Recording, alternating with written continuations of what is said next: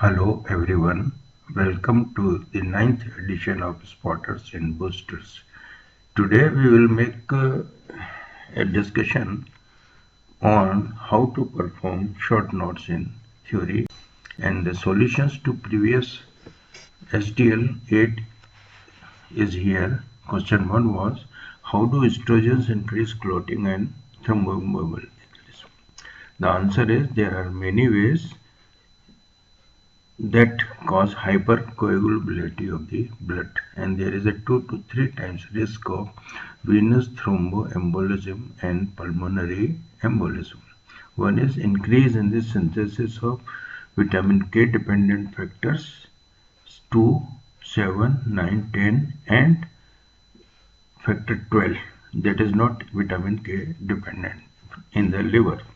Second is reduced hepatic synthesis of anticoagulant factors, protein C, protein S, and antithrombin 3. And the third is decreased level of plasminogen activator inhibitor 1 in the vascular endothelium. And there is also some evidence that there is change in the platelet function, although there is little evidence available in favor of it. Now looking to these three major causes, there will be hypercoagulability and more chances of intravascular coagulation. Question 2.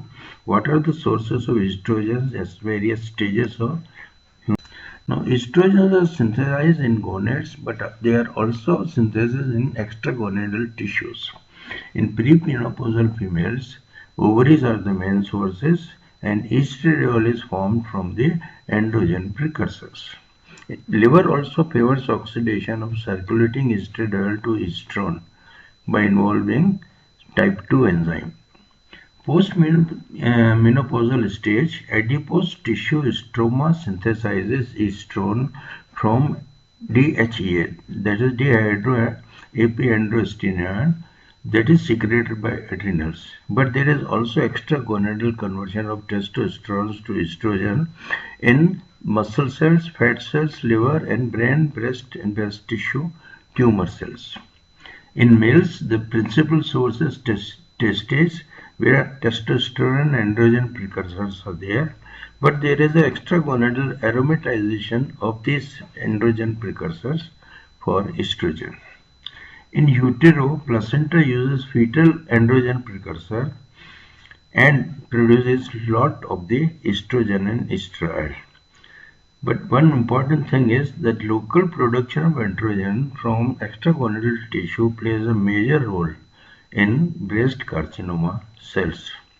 Here it must be understood that suppression of the androgens will favor more formation of estrogens. For example, use of reductase inhibitors in prostatic hypertrophy. Question 3 is explain why letrozole alone is not recommended for the treatment of premenopausal woman carcinoma breast is because letrozole and other aromatase inhibitors do not completely suppress ovarian estrogen formation in premenopausal women. This is because there is a negative feedback loop where more increase in the gonadotropin FSH LH occurs when there is estrogen suppression, and this in turn makes more estrogens. Therefore, unless ovarian suppression is done with leuprotide, aromatase inhibitors alone are not adequate in suppressing estrogens in carcinoma breast in premenopausal females. Question 4. An intravenous anesthetic agent that inhibits glucocorticoid biogenesis. The answer is etomidate. This drug causes suppression of adrenal glucocorticoid formation by inhibiting 11-beta hydroxylase enzyme and has been used in Cushing crisis intravenously. Question 5. Name a drug that inhibits adrenal androgen synthesis. Now this is a androgen synthesis, not androgen receptor antagonist. So it is abiraterone. It blocks the conversion of the progesterone and pregnenolone to androgen precursors, that is DHEA and androstenedione. by irreversible inhibition of the 17-alpha hydroxylase enzyme in prostatic tissue and testes. It is used in Cushing syndrome, congenital adrenal hyperplasia, and along with prednisolone and metastatic carcinoma prostate. Other drugs have anti-androgenic effect, but differing mechanisms are there. Another question was a drug that stimulates new bone formation in osteoporosis. The answer is teriparatide. Others are anti-resorptive drugs, whereas teriparatide is bone forming. It is a direct bone forming agent. Question 7 is drug of choice for carcinoma breast and PMSA. We already said it has to be tamoxifen because aromatase inhibitors are not useful alone unless GnRH analogs are given to suppress OA. Now write a short note on sums could be an exercise to be done during examination. Now the bullets for this outline are differences among the estrogen, sums, SERTs and anti-estrogens. How do they relate among each other? Second is drugs used as sums and their mechanism of action. Then therapeutic uses, adverse drug reactions, merits and demerits of SERMs. Now in details. Selective estrogen receptor modulators, known as SERMs as acronym, are drugs that modulate means there will be increase or decrease estrogen receptor activity depending on the tissues. They are non-steroidal in structure. Three key drugs are tamoxifen, citrate, raloxifene or meloxicam. Many other drugs have been developed and they have differing structures and they have differing effects, estrogenic versus anti-estrogenic. Now, question is, how do they exhibit both estrogenic and anti-estrogenic activities? For example, raloxifene is predominantly estrogenic, although it is SERM. Tamoxifen is both, whereas ormeloxifene is predominantly anti-estrogenic.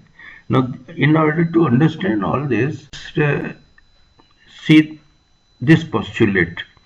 That is, a drug may be pure estrogen, may be pure anti-estrogen, not a SERM. But drug can be a SERM which has predominant estrogenic activity, raloxifene. Drug can be a SERM with predominant anti-estrogen activity, ormeloxifene, or it is a mix depending on the tissue. For example, tamoxifen has all three drugs have more or less both activities, but depending on the tissue and the nature of the drug, the activities differ. At the same time, in different tissue, different activities will be seen. They are not SERT because they downregulate. They inactivate receptors. These drugs SERMs don't act on receptors. Now, a simplified mechanism I have developed to understand how tamoxifen acts or raloxifene acts. Now, we know estrogen enters into cell membrane, then it combines with heat shock protein 90, makes a dimer. On nuclear membrane, heat shock protein dissociates, a dimer goes and combines with estrogen response element of the chromosome or chromatid. Here it activates key proteins. We call them as co-activators and functional proteins that initiate messenger RNA activity. This is done by increase in the histone acetyl transferase activity that facilitates transcription. The tamoxifen also undergoes same mechanism, but when it goes into the ERE, that is tamoxifen response element, it activates different sets of the proteins, and that activation involves AF1 and 2. And ultimate, these activation will result in repression rather than activation. And this repression is because the nuclear hormone co-repressor is activated that causes repression, that is repressor proteins are formed, and one of the ways is increased histone deacetylase that prevents transcription. So the same drug binding, but ultimate outcome is different, and this depends on tissue. A tissue may have AF1, for example, endometrium. A tissue may have AF2, breast tissue, for example. Now, because tamoxifen shows agonist and antagonist activity depending on the tissue, we see antagonistic, therapeutically useful antagonistic activity of breast cancer cells, and tamoxifen has ER alpha action on the breast tissue itself.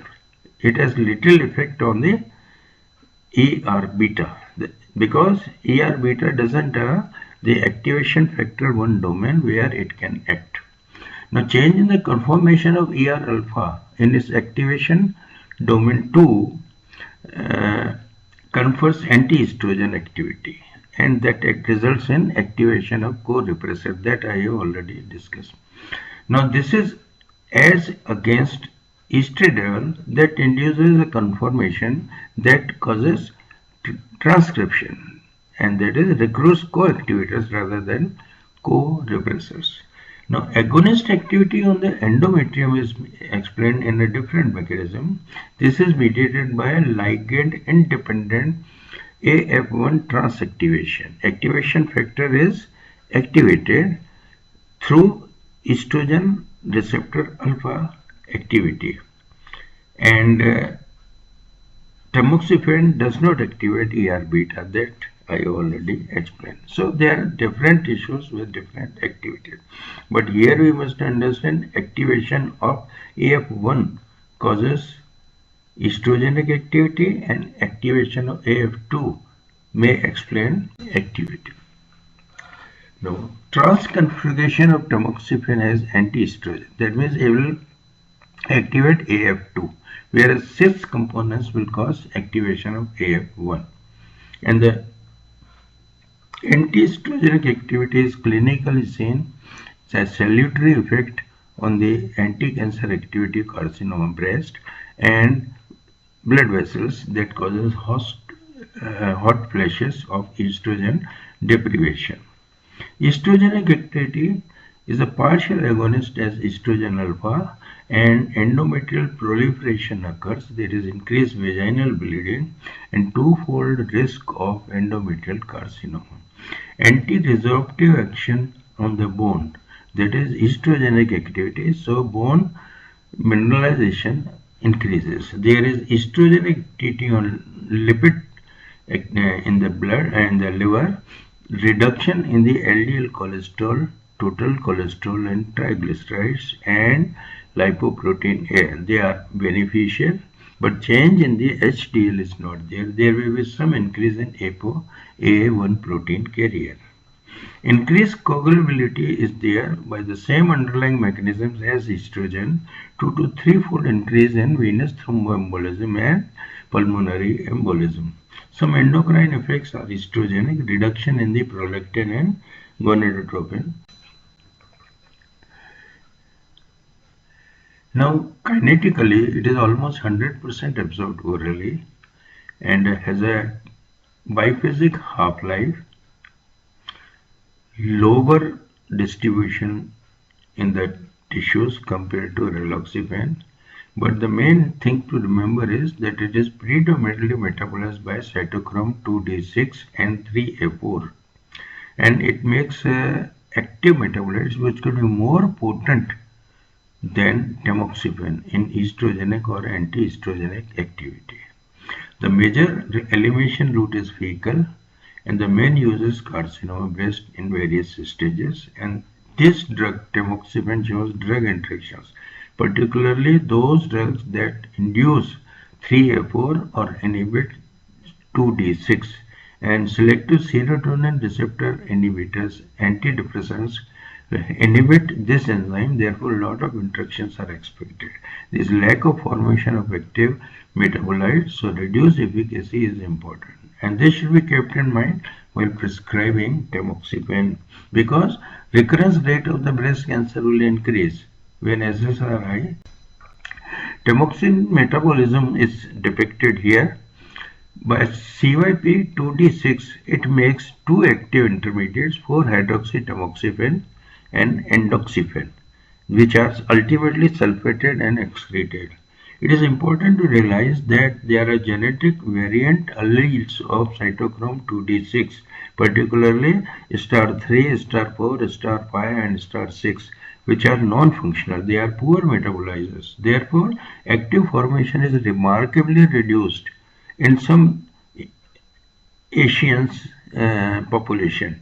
Therefore, anti-cancer activity will be less in this population. This must be therapeutic use of tamoxifen is the standard therapy for carcinoma breast, post-menopausal women, highly efficacious in ER-positive cases, is given for 2 to 5 years, and thereafter aromatase inhibitor is given. In early carcinoma breast, it can be given as an adjuvant after mastectomy, and there is a 35% decrease in the contralateral breast cancer with its use.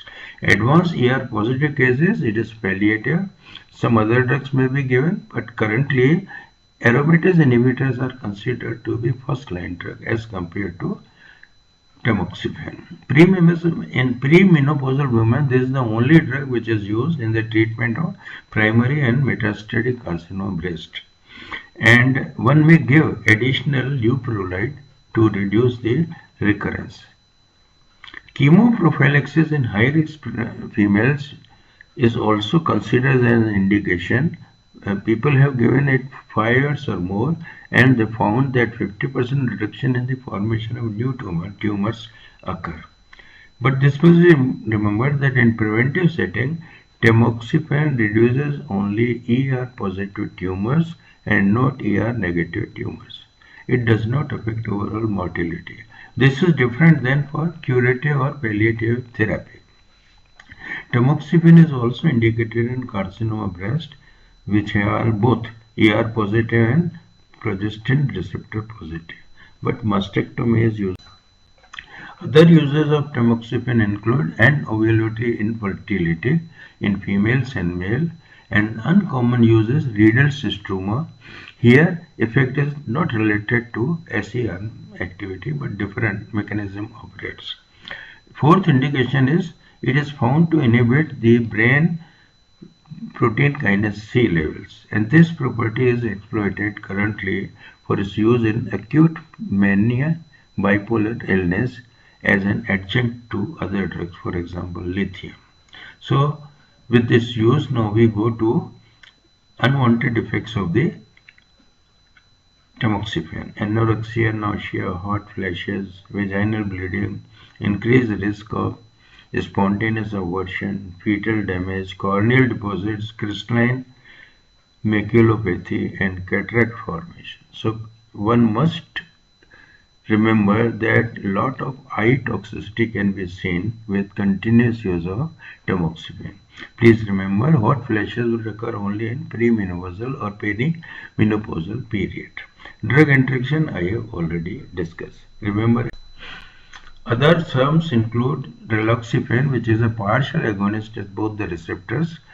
It shows predominant estrogenic activity on the bone, increases bone mineralization, and in fact it is used mainly for treatment of postmenopausal osteoporosis. It protects against the spine fractures but not against the hip fractures. Spine is a spongy bone. Now, bisphosphonates, denosumab, teriparatide protect against spine and hip fracture, long bone fractures also. Liver effects are, lipid effects are beneficial. Reduction in the LDL cholesterol occurs, but SDL cholesterol does not increase. Cardiovascular risk of venous thromboembolism is same like hormone replacement therapy or with estrogen, that is 3 times more. It also shows anti-estrogenic activity in the form of hot flashes and vasomotor symptoms in perimenopausal women. But endometrial proliferation does not occur. So there is a less chance of carcinoma of endometrium. This is different between raloxifene and raloxifene induces, this is because induces a conformational changes in ER alpha that is distinct from that of tamoxifen interaction with ER beta, although ER beta plays little role. Because different sets of coactivators and repressors may interact with combination with raloxifene ER or tamoxifen ER. And this shows the diversity of subs.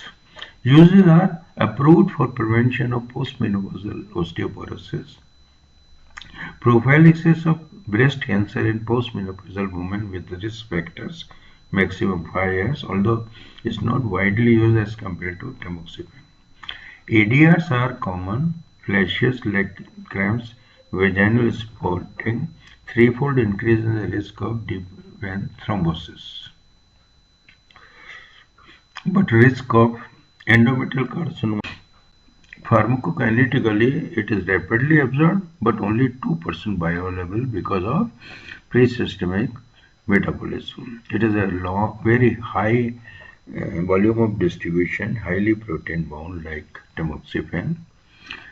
The main metabolism is by glucuronidation and intestinal metabolism. It does not involve cytochrome system.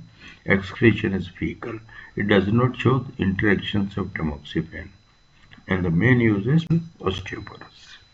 The third agent is ormeloxifene, and as against the tamoxifen and raloxifene, it has predominant anti-estrogenic activity on uterus. It is a long-acting drug given once or 2 times a week. It is developed in India by Central Drug Research Institute, Lucknow, and it markets as under government scheme as Saheli tablet for birth control.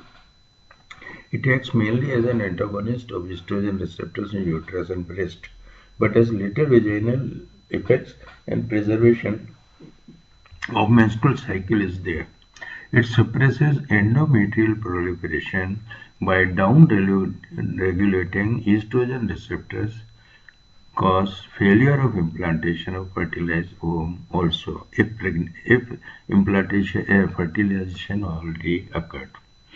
The dose for contraception is 30 mg 2 times a day for 12 weeks and then once weekly. For dysfunctional uterine bleeding is another indication, 60 mg 2 times a week for 12 weeks and then 30 mg weekly, 60 mg weekly. Adverse effects are nausea, weight gain, hypertension, ameorrhea. Amazingly, this drug is not much well investigated. It has a potential for Torimepine and other sums are being used increasingly. One of them is torimepine for all purposes resembles tamoxifen in actions and uses, but it has adverse effect not seen in tamoxifen. Prolongation of QTC interval that may predispose to torsades pointis torsion arrhythmias. Benzodoxifene has received an approval in a fixed dose combination with conjugated estrogen Premarin for the prevention of osteoporosis. So this is all about the sums, their limitations. Now homework for you: briefly describe a short note mechanism of action of oral contraceptives, and the or could be and or whatever second short note could be. Write a short note on statins or HMG-CoA reductase inhibitors. Please go through your standard books, make a note, prepare so that you perform well in the examination. If then you can visit the next episode of the S&P. Thank you very much.